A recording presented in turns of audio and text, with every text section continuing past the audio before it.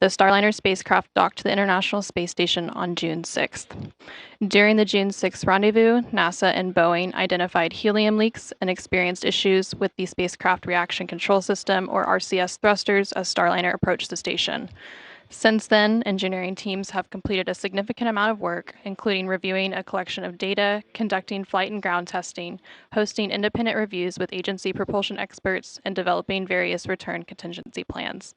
The uncertainty and lack of expert concurrence did not meet the agency's safety and performance requirements for human spaceflight, thus prompting the NASA decision to return Boeing Starliner spacecraft to Earth without astronauts Butch Wilmore and Sonny Williams aboard. The uncrewed return allows NASA and Boeing to continue gathering testing data on Starliner during its upcoming flight home, while also not accepting more risk than is necessary for its crew. Wilmore and Williams will continue their work formally as part of the Expedition 71 and 72 crew through February of 2025. They will then fly home aboard a Dragon spacecraft with 2 other crew members assigned to the agency's SpaceX Crew 9 mission, NASA astronaut Nick Hague and Roscosmos cosmonaut Alexander Gorbanov. As part of NASA's Commercial Crew Program, this is Boeing's 2nd flight to the International Space Station and 3rd Starliner flight test overall, following a 2nd orbital flight test in May of 2022.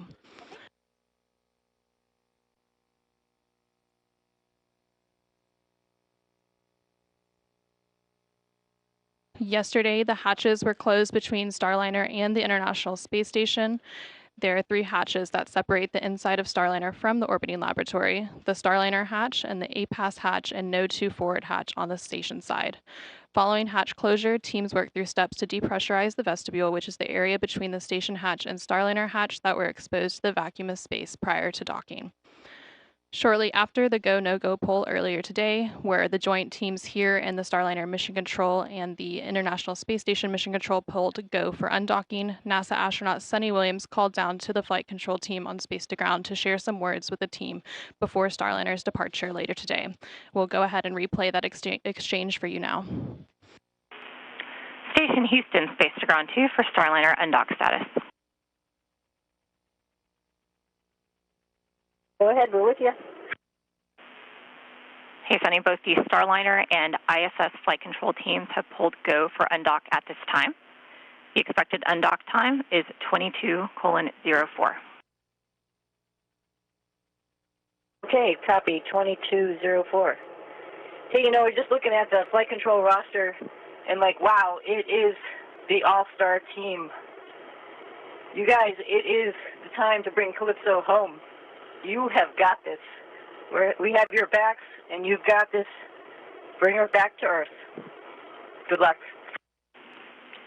Sonny and Butch, this is Chloe. Just on behalf of the entire MO team, I know the other flight control teams around the building, we thank you for your endless support over the years. We've enjoyed every training event and every meeting. We remember every setback and every revelation with you. The teams on the ground have worked countless hours over the last few weeks, months, and for a group of us, years to bring Calypso back, and we're ready to do that today. We wish you the best of luck in your increment, and Sonny, I will make sure the right people have your coming home song ready to play on Space to Ground when it's time for you guys to come home. Good luck, and thank you. Wonderful comments, Flight. We appreciate that, and we agree. Many years of great enjoyment, simming together, playing together, and being involved with each other's lives, and it's been special. Bring it home. Copy. Thank you, and have a good evening.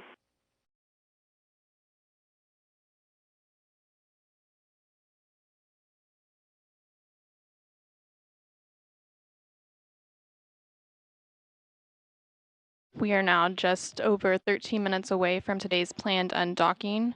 As we continue to approach that undocking, you can see the team here and the Starliner Mission Control team working in tandem with the ISS Flight Control Room across the hallway. Just before we came on the air here, the teams opened up the helium manifold to check Starliner's leak rate. Everything looks good. The teams say the rate remains steady, and we have plenty of margin for the rest of the flight. So let's talk a little bit about what is coming up. At around 5:02 p.m. Central, 6:02 Eastern, we are going to be listening for the authority to proceed for undocking. After the ATP, or authority to proceed, is issued for undocking, the hooks on the NASA docking system will begin to open. There are 12 hooks that seal the surfaces between the docking system and the ISS International Docking Adapter, or the IDA. Once all of those hooks are open, springs on Starliner's docking ring will push the spacecraft away from the space station. So again, we're expecting that undocking at 5:04 p.m. Central, 6:04 Eastern. And then just a few seconds later, at about 5 meters out, our first separation burn. Starliner's thrusters will complete 2 short firings to gradually increase the separation speed to help the spacecraft carefully move away from the orbiting laboratory. The command given to Starliner will be to back straight away to the 200-meter mark, but then a few seconds later, a second command will be given before it gets too far to change that path and head up higher than station. These 12 pre-planned burns will be performed with Starliner's forward-facing reaction control system, or RCS thrusters, which have been performing nominally during this flight. Starliner will then begin a breakout burn, which will take the spacecraft forward and above the station. During this burn sequence, Starliner's thrusters will perform a series of 12 short firings. This entire sequence will take about 5 minutes to complete and will allow Starliner to quickly break out to outside of the approach ellipsoid, or AE. About 4 minutes into this burn sequence, Starliner will exit the keep-out sphere, or KOS. The keep-out sphere is an imaginary 200-meter sphere centered on the space station. Once outside the keep-out sphere, vehicles must provide a 4-orbit safe free drift trajectory. Around 5:10 p.m. Central, that automated breakout sequence will be completed. And then just 15 minutes later, we will be out of the approach ellipsoid. The approach ellipsoid is in the same family as the keep-out sphere, but this time it is an imaginary 3-dimensional ellipsoid around the space station. Vehicles outside the approach ellipsoid have to be on what we call a 24-hour safe free drift trajectory, and that means the spacecraft would not cross over that imaginary line for at least 24 hours, even if it lost all maneuvering capabilities. Once outside the approach ellipsoid, joint operations between the Starliner Mission Control and International Space Station Flight Control Room will conclude, and Starliner will be on a path back to Earth.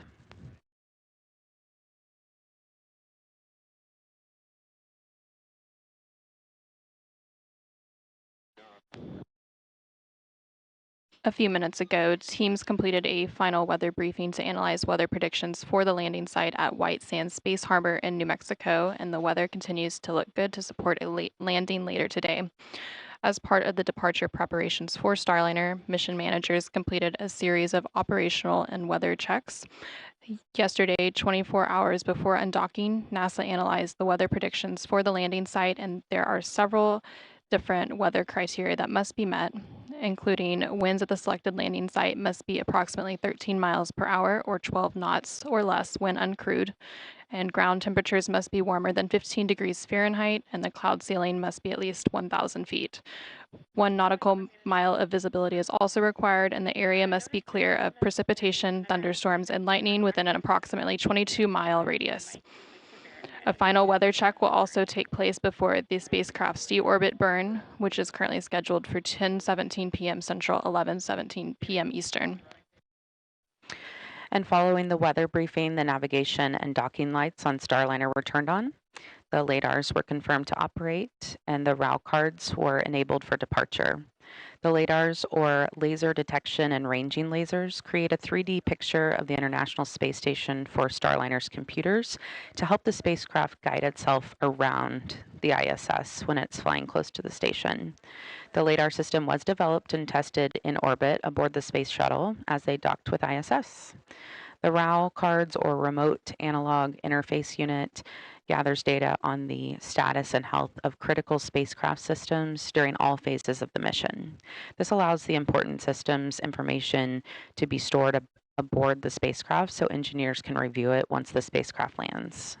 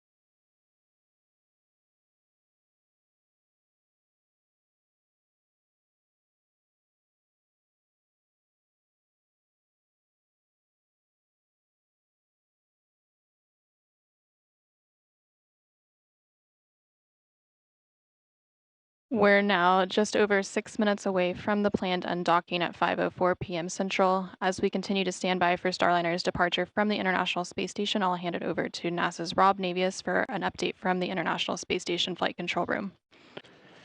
Thanks, Anna. Here in the Space Station Flight Control Room at the Johnson Space Center in Houston, the flight control team led by Flight Director Anthony Varia is in the final moments before the expected undocking of Starliner from the forward port of the Harmony module on the International Space Station.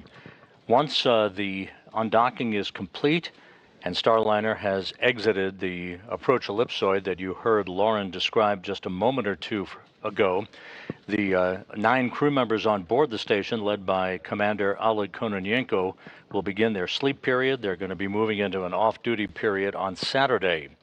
The vacancy of the forward port of Harmony will open up that port for the beginning of 2 crew rotations over the next several weeks.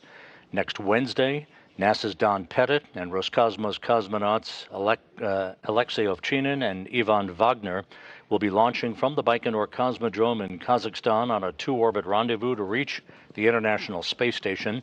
That will swell the station's population to 12 and begin an 11-day handover with NASA astronaut Tracy Dyson and Kononenko and Nikolai Chub, who will be departing the station on September 23rd.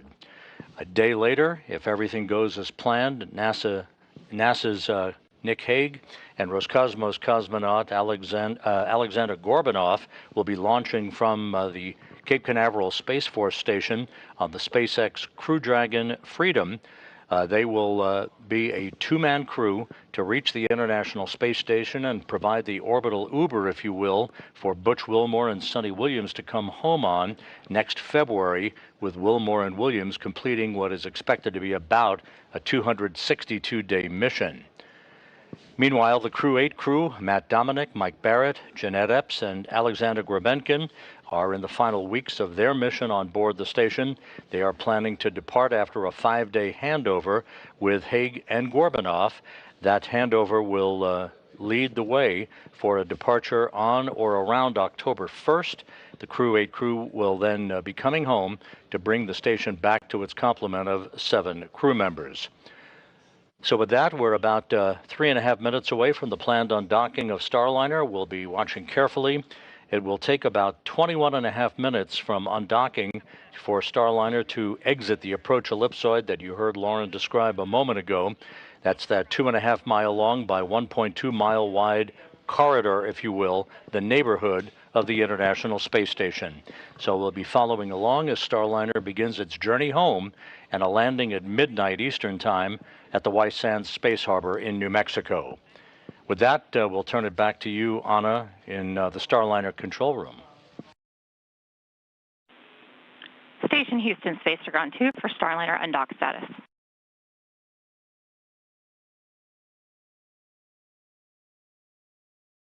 Go ahead. ISS and Starliner flight control teams remain go for an on-time undock at 22:04. Please perform 1.106 cruise CST-100 approach and departure monitoring steps 2.2 and 2.3. Verbally call Houston when physical step is confirmed. Be advised that NDS hook motors are driving. Space-to-space comm may be ready.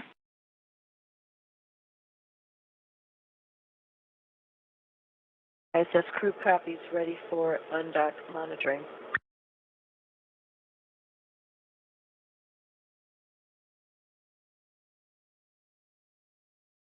Thank you, Rob. And we just heard some conversation between the crew on the International Space Station and the teams here in the Starliner Mission Control, confirming that we are continuing to be go for an undock in just under 2 minutes from now at 5:04 p.m. Central, 6:04 p.m. Eastern. We are standing by for the command of the undock ATP or authority to proceed.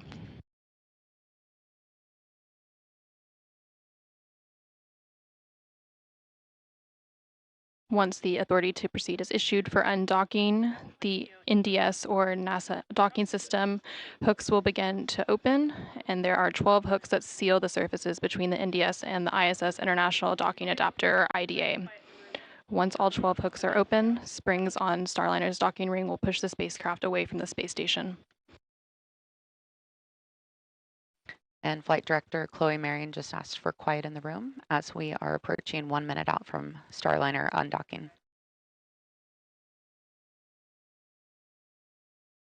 And we just heard confirmation that the umbilicals are retracting and hooks are beginning to drive.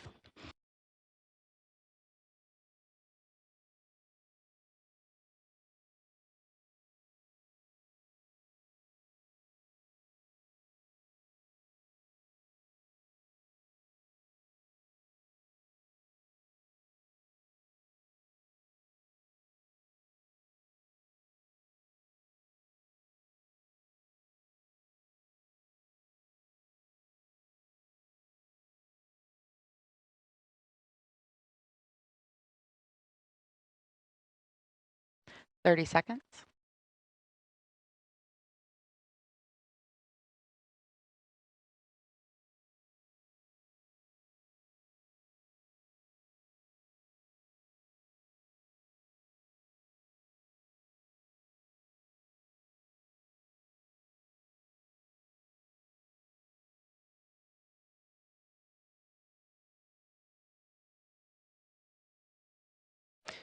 Separation confirmed. Starliner is now backing away from station and starting its return to Earth.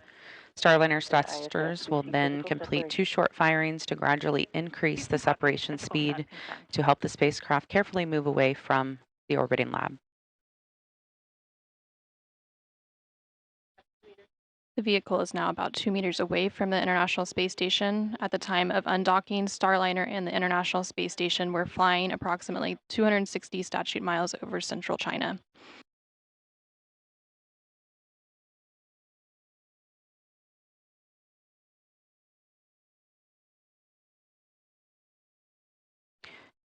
Starliner will be beginning a breakout burn soon, which will take the spacecraft forward and above station. During this burn sequence, Starliner's thrusters will perform a series of 12 short firings. The entire sequence takes about 5 minutes to complete and allows Starliner to quickly break out to outside the approach ellipsoid, or AE. And about 4 minutes into the burn sequence, Starliner will exit the keep out sphere, or the KOS.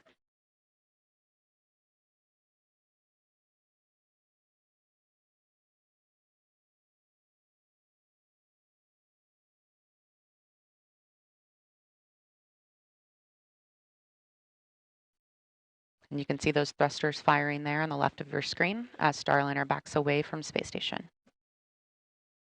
And we are now just at 35 meters away from the International Space Station. We saw a good first burn. Houston, ISS thrusters enabled. Confirmation, all 27 jets have fired. Houston copies, ISS thrusters enabled. And you're seeing the light show there on your screen.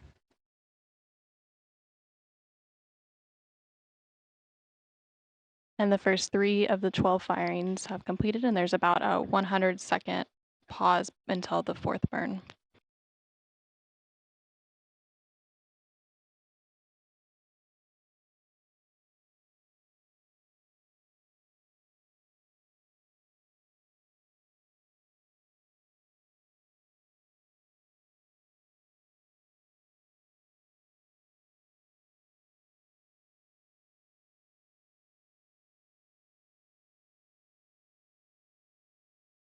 Starliner is about 60 meters away.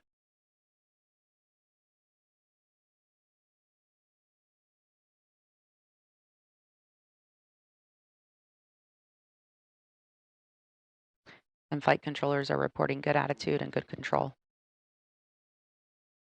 We are standing by for the 4th of the 12 burns in the series of firings as part of the breakout burn. As a reminder, the entire sequence will take about 5 minutes to complete.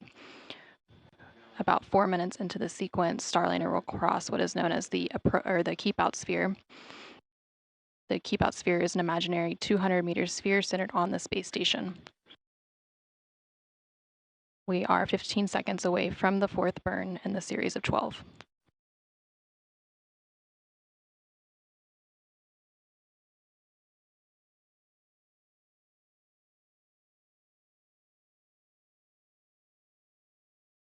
And you just saw burn 4, which just completed. We're hearing good burn.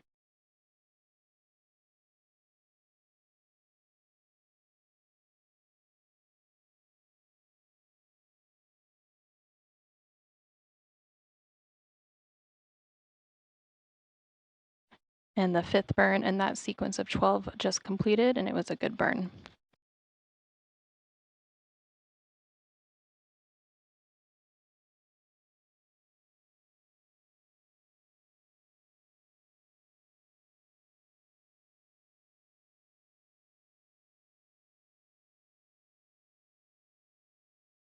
The 6th burn in the series of 12 was just completed, and it was a good burn. We are halfway through the series of 12, 6 more to go.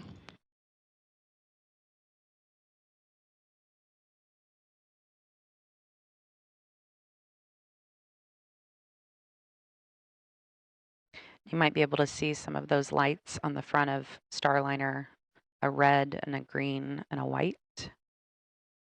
Those indicate the different sides of Starliner, and they're used by the ISS crew to watch Starliner move away from the ISS along the undocking axis. And we just heard good confirmation of both burns 7 and 8 completed.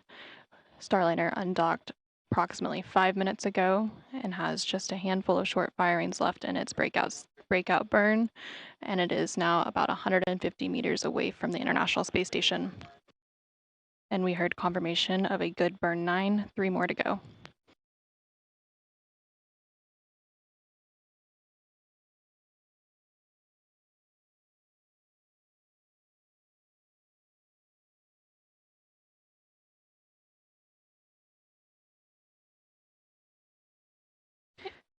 Burn 10, good burn.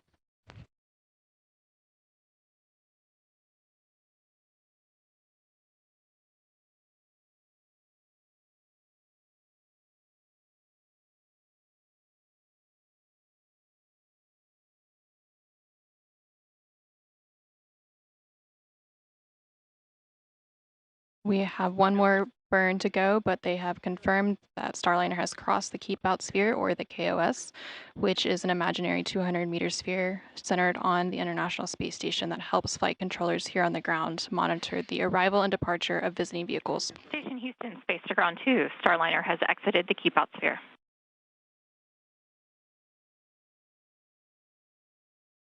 Copy, she's exited the Keep Out Sphere.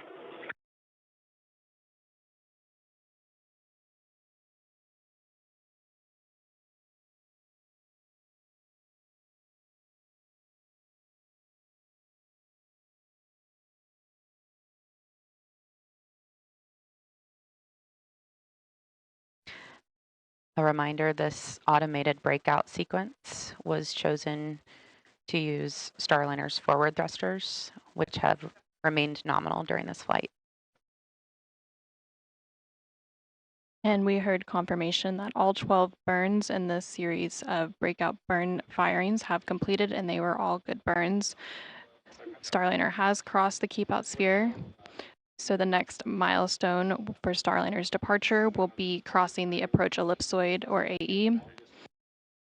The AE is another invisible shape monitored by the flight control team, measuring 4 kilometers by 2 kilometers by 2 kilometers. Starliner is scheduled to cross the approach ellipsoid in about 10 minutes. Vehicles outside the AE have to be on what we call a 24-hour safe free drift trajectory, which means the spacecraft would not cross into the approach ellipsoid for at least 24 hours, even if it lost all maneuvering capabilities. Once outside the approach ellipsoid, joint operations between Starliner Mission Control and the International Space Station Flight Control Room will conclude, and Starliner will be on a path back to Earth.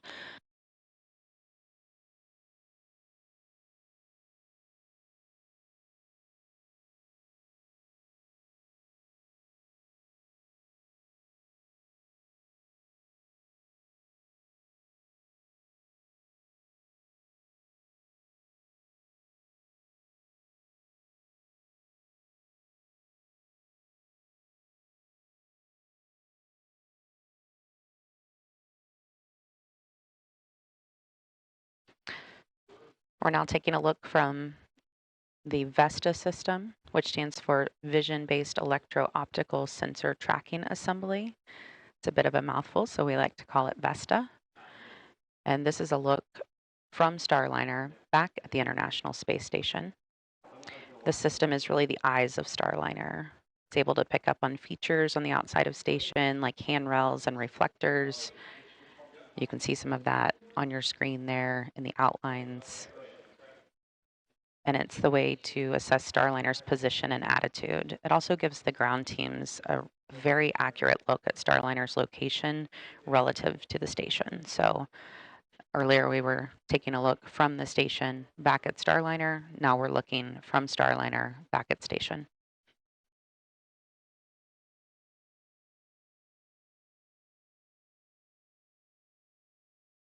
We're just under 10 minutes away from the AE exit, so in the meantime, we will check back in with NASA's Rob Navius in the International Space Station Flight Control Room. Rob? Thank you, guys. Flight Dynamics has reported that Starliner is on a perfect trajectory backing away from the International Space Station and opening a rate of about 13.5 statute miles per rev. At the time of the deorbit burn, at 10:17 and 13 seconds p.m. Central Time later this evening, the vehicle will be about 56 statute miles away from the International Space Station. That deorbit burn, by the way, will be a 59-second burn to slow Starliner down by 129.9 meters per second, a 4 OMAX burn. OMAX, the acronym for the Orbital Maneuvering and Attitude Control System, thrusters and jets on the Starliner spacecraft that will enable Starliner to begin to drop out of orbit for its intended southwest to northeast trajectory across the Pacific Ocean, across Baja California, and heading towards its landing at the White Sands Space Harbor in New Mexico. With the forward port of Harmony now vacant, that sets the stage, as I mentioned a few minutes ago, for the start of a couple of crew rotations that are coming up. Down at the Baikonur Cosmodrome in Kazakhstan, Don Pettit of NASA and Roscosmos cosmonauts Alexei Ovchinin and Ivan Wagner and their backups are in the final stages of their preparations for launch next Wednesday. Their Soyuz 2.1A booster and the Soyuz MS-26 spacecraft that they will ride to orbit, that vehicle will roll out to the launch pad in Baikonur on Sunday, and then final preparations will lead them to a launch next Wednesday at 11:23 a.m. Central Time, heading for a two-orbit, 3-hour, 10-minute journey to dock to the International Space Station's Rassvet module.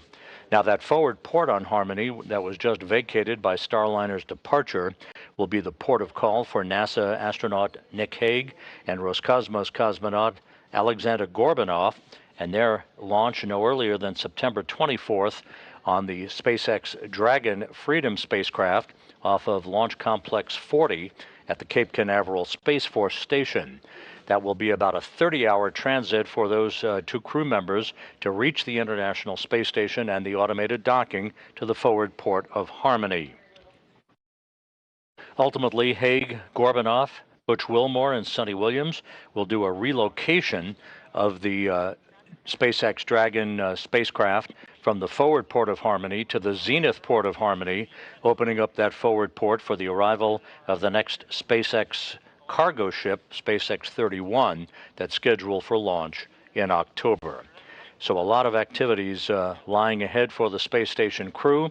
The crew aboard the International Space Station soon will begin its sleep period and an off-duty day on Saturday, while the activity shifts over to the White Flight Control Room down the hall, as they are in a shift handover right now.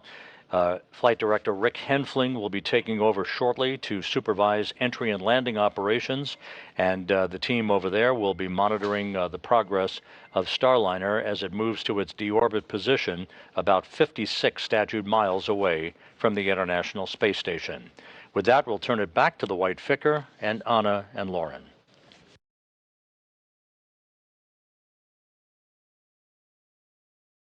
Thank you, Rob. Starliner is now about 750 meters away from the International Space Station as it continues to make its way to the approach ellipsoid exit. Again, that approach ellipsoid exit is targeted for 5:25 and 30 seconds p.m. Central Time, 6:25 and 30 seconds p.m. Eastern Time, and everything continues to proceed as planned with Starliner's departure and return back to Earth. And you're looking live at Starliner in free drift. Engineers are telling us that the breakout burns all went well. Thrusters are all looking good. Everything is nominal as we continue up and around space station and head back to Earth. Again, Starliner undocked just a short while ago from the International Space Station at 5:04 p.m. Central, 6:04 p.m. Eastern, as the space station and Starliner were flying approximately 260 statute miles over central China.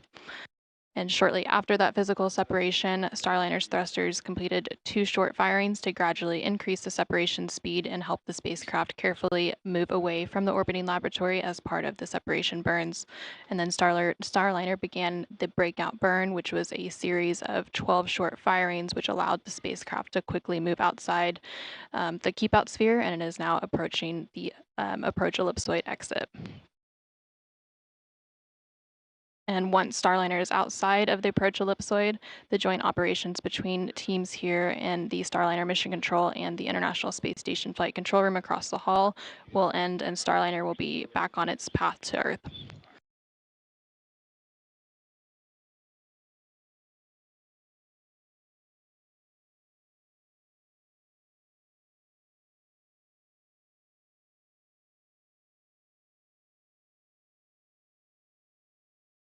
And we are about 6 minutes away from that approach ellipsoid exit, and Starliner is now about 900 meters away from the International Space Station, traveling at a rate of 1.2 meters per second.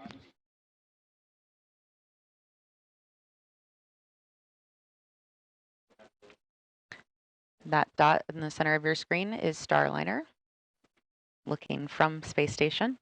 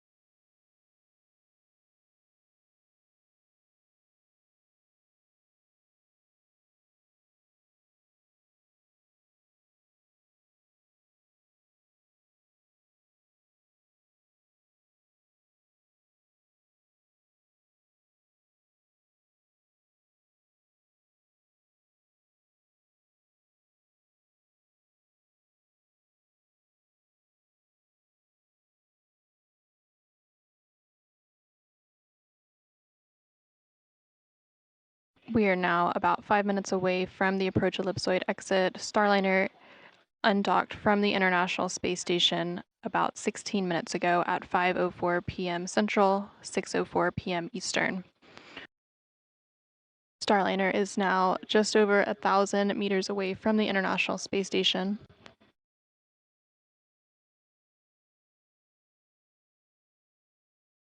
After Starliner crosses the approach ellipsoid, the next milestones for the vehicle will be its entry cover closure, and that is planned for about 6:42 p.m. Central, 7:42 p.m. Eastern, and then there will be some checkouts of the OMAC thrusters at 7:05 p.m. Central, 8:05 p.m. Eastern. And then after that, we get into the entry and landing coverage, and the go no-go for the deorbit burn will be at approximately 9:57 p.m. Central, 10:57 p.m. Eastern, following with the deorbit burn about 20 minutes later at 10:17 p.m. Central, 11:17 p.m. Eastern. Again, seeing good views of Starliner leaving the International Space Station. It's that distant dot on your screen. vehicle is now about 1,120 meters away from the International Space Station.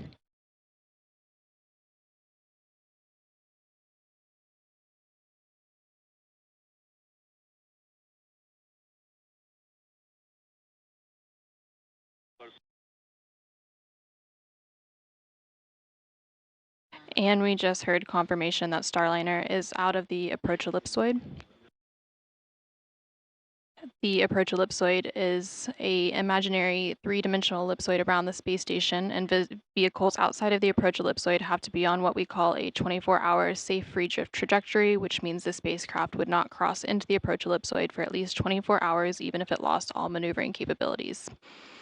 Now that Starliner is outside of the approach ellipsoid, joint operations between the Starliner Mission Control and International Space Station Flight Control Room will conclude, and Starliner is now on a path back to Earth. So once again, Starliner undocked from the International Space Station at 5:04 p.m. Central, 6:04 p.m. Eastern, as the space station was flying 260 statute miles over central China. Shortly after physical separation, Starliner's thrusters completed 2 short firings to gradually increase the separation speed to help the spacecraft carefully move away from the orbiting laboratory. Starliner then began the breakout burn, and Starliner's smaller jets performed a series of 12 short burns to allow the spacecraft to quickly move outside the approach ellipsoid. Starliner again crossed the approach ellipsoid moments ago and is now on its journey home. The next milestones for Starliner ahead of its deorbit burn targeted for 10:17 p.m. include crossing the entry cover, closing the entry cover, and conducting checkouts of the OMAX, or the orbital maneuvering and attitude control thrusters. Those are the bigger jets on Starliner.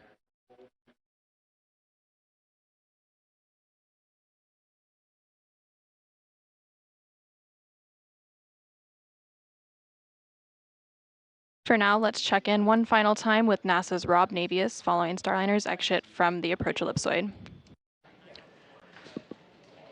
Thank you, guys. Here in the Space Station Flight Control Room, Flight Director Anthony Varia and his team will be remaining on console throughout the course of the evening, keeping a watchful eye on things. Space are on 2 for Starliner status.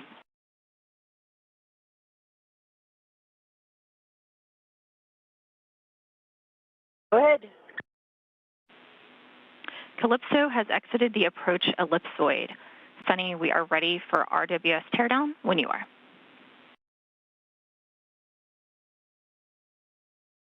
Okay, she's on her way home. Congratulations to the Undock team, and we'll be tearing down the RW. Copies, thanks. Spacecraft communicators here in the Station Flight Control Room talking to Sonny Williams, International Space Station. The Starliner is perfect trajectory, moving well away from the International Space Station for its deorbit burn at 10:17 and 13 seconds p.m. this evening. Once again, that'll be a 59-second burn of the 4 orbital maneuvering and attitude control system jets on the Starliner spacecraft to slow Starliner down by 129.9 meters per second, allowing it to drop out of orbit to begin its descent back into the Earth's atmosphere, and a landing just about midnight Eastern Time, 11 p.m. Central Time, give or take a few seconds, at the White Sands Space Harbor in New Mexico. With that, the space station team will begin to turn its attention to the next major activity.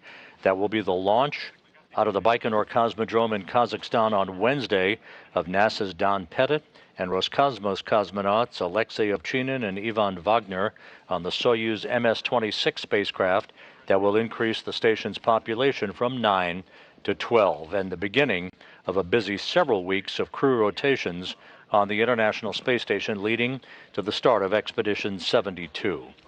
So with that, we're going to call it a day here in the Space Station Flight Control Room. Turn it back to you guys in the white Flight Control Room down the hall. All right, thank you very much, Rob. Starliner is now on its way back home to Earth and has about a 6-hour journey ahead of landing. We are targeting again around 11 o'clock Central, midnight Eastern for that landing at White Sands Space Harbor in New Mexico. We will resume live coverage of Starliner's deorbit entry and landing beginning at 9:50 p.m. Central, 10:50 p.m. Eastern. Until then, thank you for joining us for Starliner's undocking and departure from the International Space Station. This is Mission Control Houston.